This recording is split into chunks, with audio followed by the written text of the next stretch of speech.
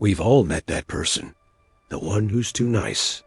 The one who agrees with everything you say and smiles just a second too long. They're a constant stream of compliments, a never-ending font of agreeable nods. On the surface, they're the ideal friend, the perfect colleague. But deep down, something feels off. Your gut, that primal instinct honed over millions of years, is screaming at you to run. Why? Why does excessive friendliness trigger our internal alarm bells? This isn't just a social quirk. It's a powerful psychological phenomenon I call the reversion trap. It's a paradox of human connection. The harder you try to be liked, the more people are programmed to distrust you. You think you're building bridges, but you're actually digging a trench of suspicion around yourself. You're offering a perfect, shiny apple, but all the other person can think is, what's the poison? This isn't because people are cynical. It's because they're smart. They're pattern recognition machines, and the pattern of something for nothing is one of the biggest red flags in the human experience. When someone is overwhelmingly positive and agreeable for no apparent reason, your subconscious mind doesn't see a friend. It sees a threat. It sees a performance. And the first question it asks is, what are they hiding? Today, we're going to deconstruct this trap. We'll explore the evolutionary wiring that makes us wary of the overly friendly, the social mechanics that turn niceness into a liability, and most importantly, how to escape this trap by embracing a more authentic and paradoxically more trusted way of interacting with the world. This isn't about learning to be a jerk. It's about learning to be real, and in doing so, becoming magnetic. Evolution has taught the human brain one brutal, core lesson. Nothing in nature is free.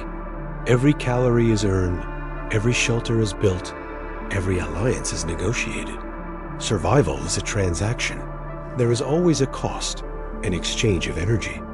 A brightly colored frog isn't just showing off. Its colors are a warning sign of poison. A sweet-smelling flower isn't just being pleasant. It's luring an insect into its pollination mechanism. Nature is a world of signals, and an honest signal is one where the benefit and the cost are clear.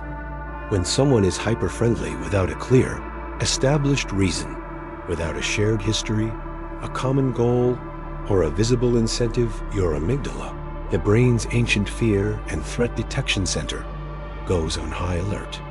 It starts frantically scanning for the hidden cost. It asks, what do they want from me? What's the angle? What's the catch? This isn't a conscious, logical process. It's a deep, primal, and instantaneous gut feeling. We instinctively view extreme, unearned politeness as a form of predatory camouflage. Just like a predator in the tall grass, whose stillness and silence are a sign of imminent attack, the social predator uses excessive agreeableness and flattery as their camouflage to lower your defenses. Think about it in a modern context. You receive an email saying you've won $1 million. Your first thought isn't great. It's, this is a scam. Why? Because the offer is too good to be true. The value exchange is completely out of balance. Over-friendliness operates on the exact same principle. It's a social offer that is too good to be true. The person is offering you total validation, unconditional agreement, and constant praise, a huge social payout for seemingly nothing in return. Your brain, wired for a world of quid pro quo, flags this as a deception. It concludes that this person isn't being friendly. They're running a social con. They are trying to bypass the natural, gradual process of building trust and rapport by overwhelming you with positive signals, hoping you won't notice the emptiness behind them. This leads us directly to the core of the reversion trap. It's the moment your attempt to be likable backfires and achieves the opposite. By trying to be everything to everyone, you become nothing to anyone. You are seen not as a genuine person, but as a social salesman. Every compliment feels like a sales pitch. Every agreement feels like a negotiation tactic. You're not connecting with them. You're trying to close a deal. The deal might be for their approval, their resources, their compliance, or simply to feed your own need for validation. But whatever the reason, you've turned a human interaction into a transaction, and you've hidden the price tag. This makes people deeply uncomfortable. True high-status individuals, the people who command natural respect and trust, are not desperate for approval. They don't need to perform. They are comfortably neutral. Their default state isn't a forced, beaming smile. It's a calm, observant presence. They understand that their validation has value, and they don't give it away for free. They are selective. This selectivity is what makes their praise, when they do give it, feel meaningful and real. Politeness is a tool in their social toolkit, used with precision and purpose. Over-politeness, on the other hand, is a cage. It traps you in a persona that nobody believes, forcing you to constantly expend energy maintaining a facade that is actively pushing people away. It's like trying to hold a heavy glass heart on a scale against a gold bar of expectations. Eventually, the pressure becomes too much, and the facade shatters, revealing the agenda underneath. So, how do you escape this trap? The fix is what I call calibrated coldness. Now, let's be very clear. This does not mean being a jerk, being rude, or being dismissive. That's just the other side of the same coin another performance designed to get a reaction. Calibrated coldness is about being economical with your validation. It's about being authentic, which sometimes means being neutral, reserved, or even disagreeing. It means you stop performing friendliness and start embodying honesty. Think of it like this. If you agree with someone on 10 out of 10 points, your agreement is worthless. But if you agree on 7 points and thoughtfully challenge them on 3, your agreement on those 7 points suddenly has weight and credibility. You've demonstrated that you are an independent thinker, not a sycophant. You've shown that your validation is earned, not given away. When you stop performing friendliness, people stop looking for your hidden motive. Your honesty becomes your gravity. People are drawn to what's real.